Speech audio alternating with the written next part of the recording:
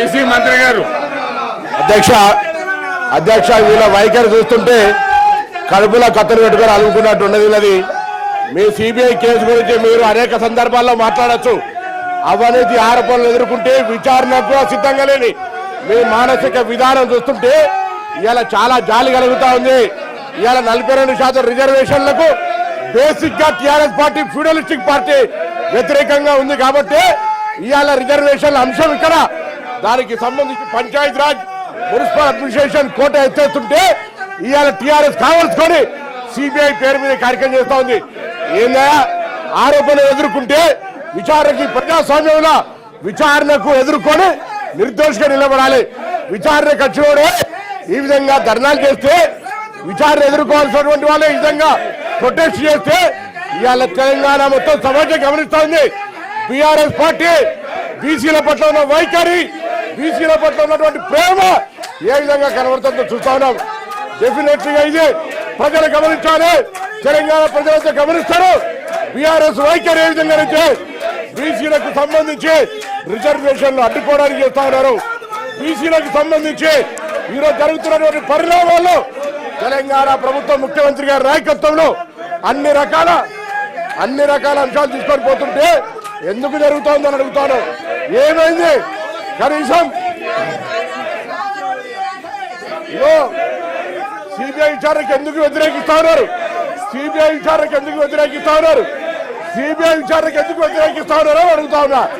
ఇవాళ చర్చ ముందు 42% కానీ 42% కానీ అండి 42% పేరు మీద అడ్డుకోకుండా జరుగుతోంది.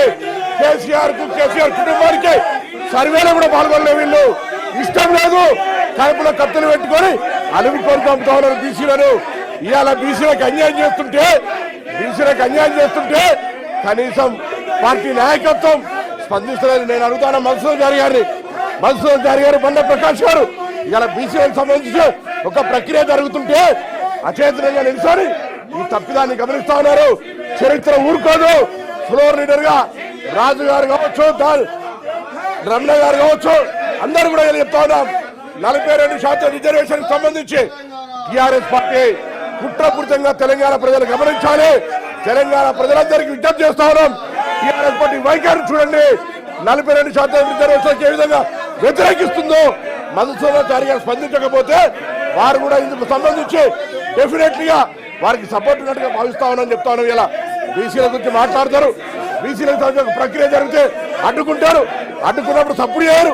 ఇదేం పద్ధతి అని అడుగుతా ఉన్నాం. అందుకే దయచేసి అధ్యక్ష వీళ్ళని వెంటనే ఒక విచారణ ఎదుర్కోలేని అవినీతి పరులుగా అవినీతి ఆరోపణ వస్తే విచారణ ఎదుర్కోక మొగల్ని కొట్టి మొరమర అన్నట్టుగా ఇలా ఈ విధంగా రాద్ధాంతం చేస్తున్నటువంటి వాళ్ళు ప్రజాస్వామ్యాన్ని అపహాసం చేస్తూ ఇలా బీసీల రిజర్వేషన్ అడ్డుకోవడానికి ప్రొటెస్ట్ చేస్తున్న వీళ్ళ మీద కఠిన చర్య తీసుకోవాలని కోరుతా ఉన్నాం.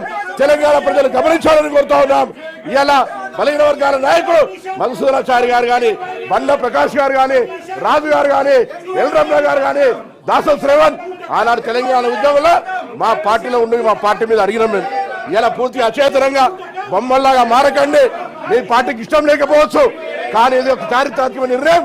దానికి సపోర్ట్ గా ఉండాలని నేను మరొకసారి కోరుతూ, ఆరోపణలు ఎదుర్కొనే చేతగాక ఆరోపణలు ఎదుర్కొనేటువంటి పేరు మీద బీసీల రిజర్వేషన్ అడ్డుకునేటువంటి కుట్ర ఇది దౌర్భాగ్యమైనటువంటి పరిస్థితి అనే మాట సందర్భంగా మనం చేస్తాను. అధ్యక్ష ఏవిఎన్ రెడ్డి గారు,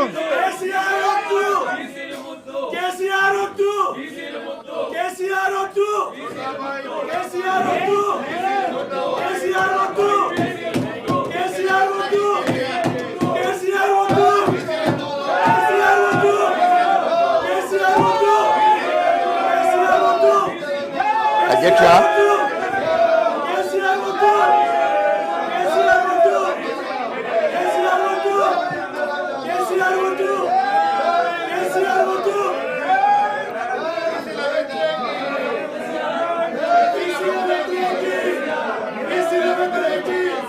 బయటికి పంపలేదు కదా, దానికి రెజల్యూషన్ కావాలా?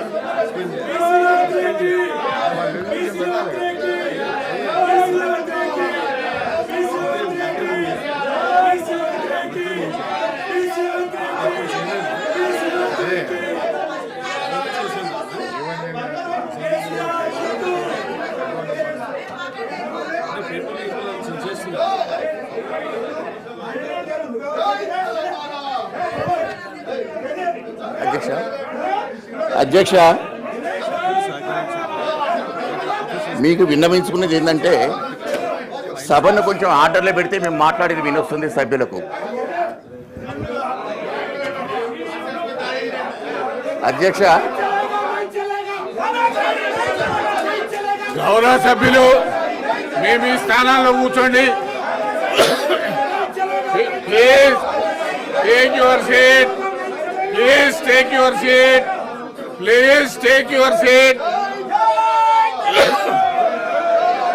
Please take your seat. Please take your seat.